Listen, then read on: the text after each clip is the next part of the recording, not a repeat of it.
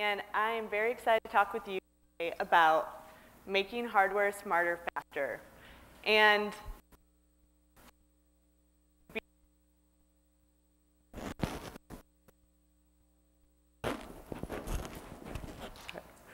so I had a different presentation that I prepared, and as I talked to everyone while I was here, I was like, man, this is an inspiring group, and I came up with some new things to talk with you about. So thank you all for the inspiration. Way to crowdsource it. So I want to start out with a little bit of history. First about me, a lot of people, I get the question of how did you get your job at Indiegogo? I started out here, I moved to San Francisco 3.5 years ago to go get my MBA. And when I was there, as part of our capstone program, I had 4 friends and it's called the Can Van, which is a canning service for craft breweries in the Bay Area. So basically, we roll around to craft breweries in the Bay Area, we can their beer, we hang out with brewers, and then we roll away and leave them to have beer because we found that there was an inefficiency in the system given space, labor, and capital constraints that people couldn't buy their own canning line, and so we filled that need. And then now we get to fill our bellies with beer. So everyone wins. And so how we got started, as any company starts, as many of you have had the experience, we needed to have capital to start. And we only need $200,000 to start up, and so through friends and family, we raised the bulk of the money, but also we went to Indiegogo to start raising money just for our trailer. We found something that was discreet to raise money for, and while we set our goal of $10,000 and only raised $4,000, I'm going to give you the advice to not set one of your perk levels as a $150 t-shirt. With like prono, but what we did find, while the money was great, we found this global exposure that we would have never had on our own. We were featured in Fast Company 4 months before we were operational. Our largest investor found us, and she only invests in boozy enterprises owned by women, and we fit that unique niche, so lucky us.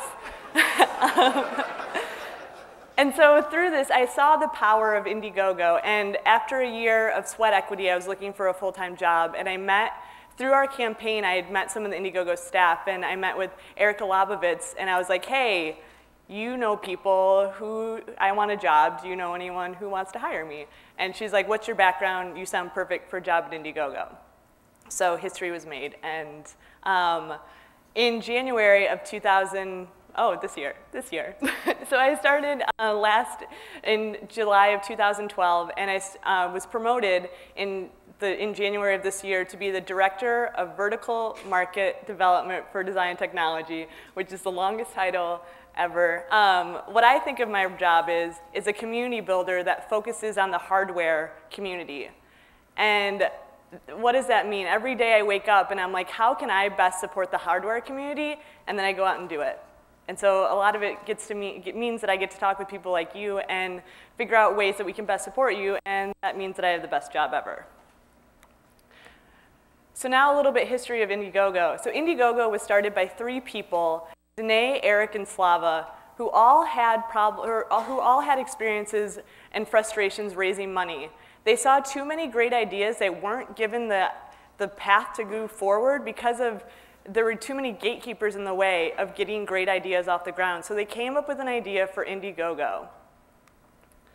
So Indiegogo is the trusted global funding platform for people to fund what matters to them.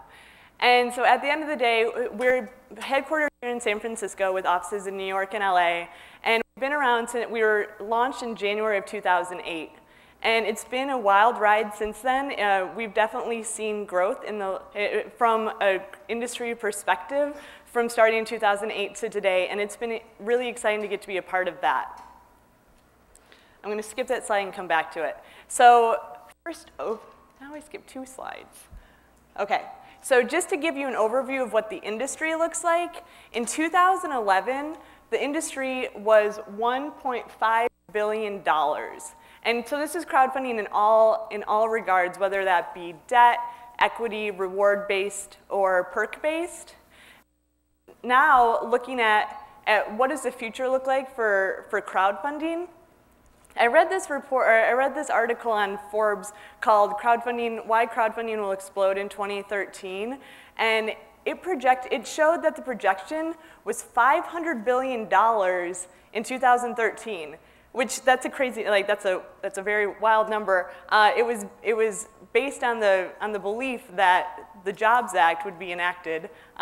We're still waiting to see what that will actually turn into, but I just want to, and so they're now lowering the estimate to be closer to $5 billion. But I want you to take a second, and if you look at venture capital, and if you look at Q4 of 2012, venture capital invested $8 billion. $8 billion. And so you annualize that, that's $32 billion.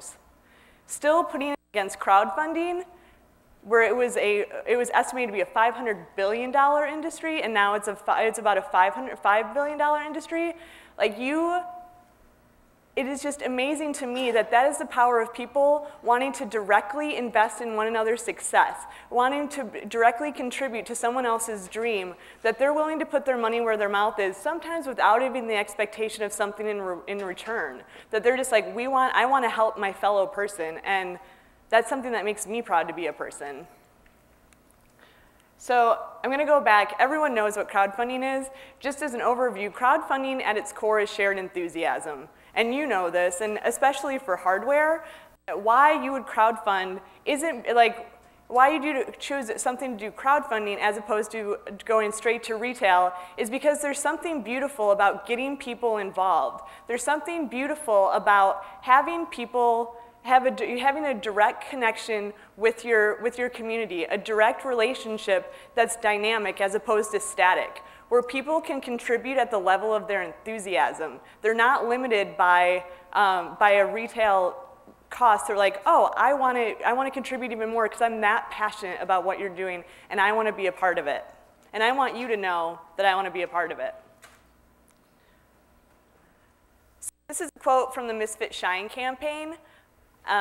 Shout out to Rachel. But one thing, like when I think of why crowdfunding for hardware, it comes back to this quote. And so basically, and I'm going to go into this in a little bit deeper, I want to talk about the 4 types of company, or the 4 types of project owners that we've seen on Indiegogo and hardware. So if you put it into a spectrum, in the first quadrant, that first group is like garage entrepreneurs. They're people who are in their basements and garages making amazing things happen and making amazing products that they're just like, oh, I'm just tooling around. This might actually be something. And so they put it up on a platform like Indiegogo, and they see if people are interested in it. Then, and I'm going to skip 2, and I'm going to come back to it. So then there's 3. There's a company that's somewhat established, and they're trying to test out. Like they're a smaller team. They're definitely a startup, and they're like, we want to see if people are interested in this product. We want to see what's for it. We want to test our marketing. And then there's 4. So that's like an actual company. Like that's a Nike. That's an established brand that is now testing new products through crowdfunding. And so coming back to number 2, what we found in number 2 is it's a hybrid. It's a hybrid between number 1 and number 3. So they're not quite a garage entrepreneur. They're more savvy, but they're not quite the startup that has perhaps has venture backing. That they're like, we have this great idea, we have this team, and we want to make it happen, and we want to see if people want to get on board with it. So there's a lot of reasons why people start a campaign, and it also depends on one of those 4 quadrants, what you're trying to get out of it. So a lot of people use Indiegogo to connect with their audience. Again, it's this dynamic relationship. You get to have feedback that's ongoing from your customers. For one, you might be able to find a new accessory. If people really want an accessory that you never knew that they wanted. We've heard somebody tell a story of how there were 2 speakers, and the wire that was between them, someone wrote him an email in the middle of the night. They're like, actually, it's too short for what I want it to do. It would be a lot better if it was 8 inches long. And the campaign owner's like, oh my God, that's a fantastic idea when you even think about this case. And so now it's called the bob wire. And so gaining visibility and expanding your reach. Like back to my story, that it expands your visibility in a way that you don't necessarily have access to. Because you're on this platform where there are millions of eyeballs that are looking at campaigns all day, and you're getting visibility through press, you're getting visibility through your friends, you're getting visibility through your friends' friends, and you're tapping into these unmet networks. A lot of hardware especially is proving demand and mitigating risk. I don't need to tell you that hardware is a risky business. That's not why I'm here, you know that. So one thing that we found that people do is that through their campaign, they're able to test how much demand there are for different ones of their product. And wow. And so looking at that, so you're proving demand through, so when you look at, you're like, okay, we're putting up red, we're putting up green, we're putting up black. And because people really want red and no one's really buying black, you're able to make a better, more informed, more educated guess about what type of ratios you're going to want to manufacture when you're actually manufacturing in the future. And also, last but certainly not least, raising money.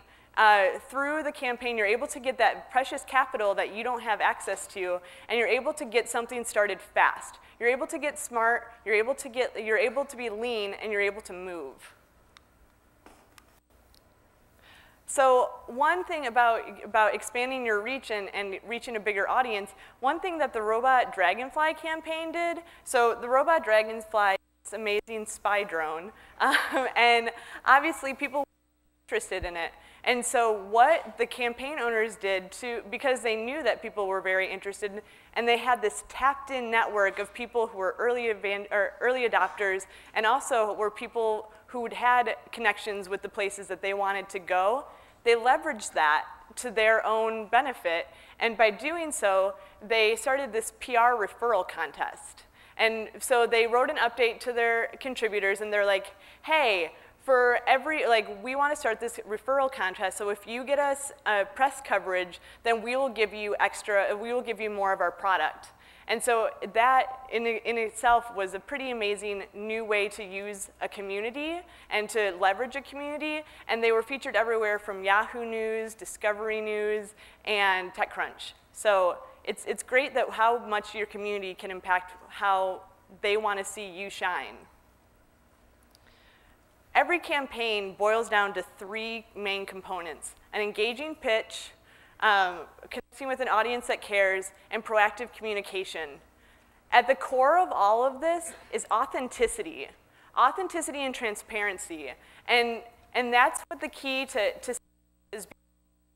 You are, the more transparent you are through every part of this process, the more that people respond to you. Because again, you're not buying something, so while you're pre-selling something, people are part of this because of the experience.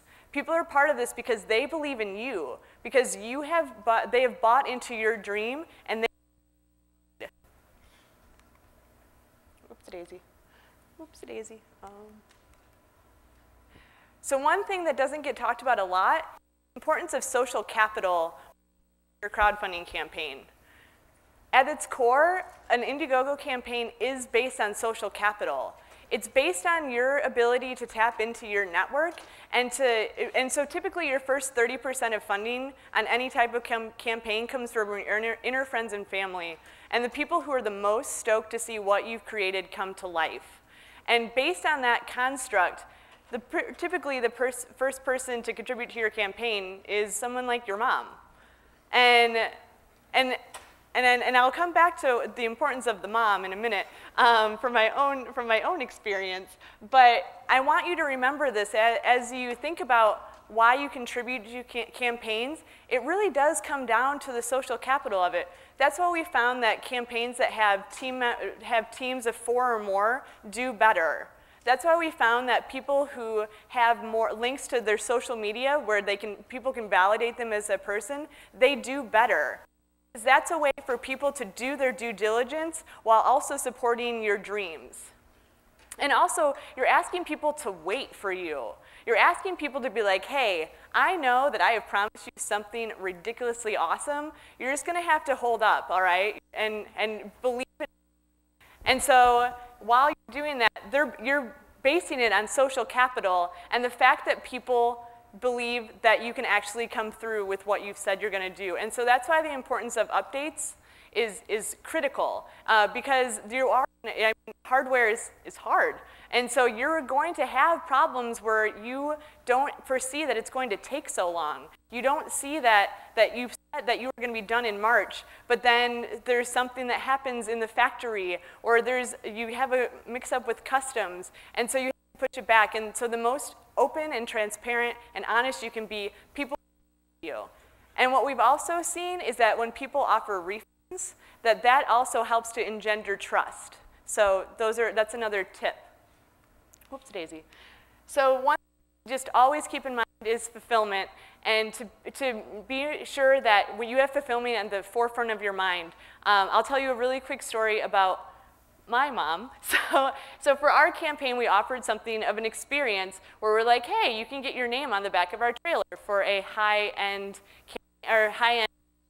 and my mom was the only one to contribute at that level, and so a few months after our campaign, she writes me an email. She's like, Katie Poo, where's the picture of my name on the back of the trailer?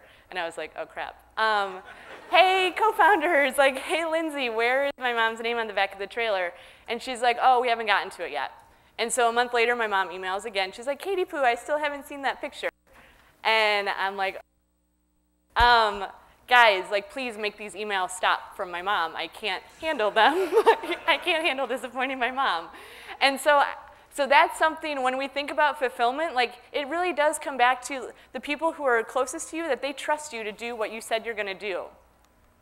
And so at the end of the day, thank you so much. I'm here to help you, so if you have any questions, please feel free to reach out to me, email me. If you want to talk to me about craft beer, hardware, crowdfunding, I'll be here all day. Thank you.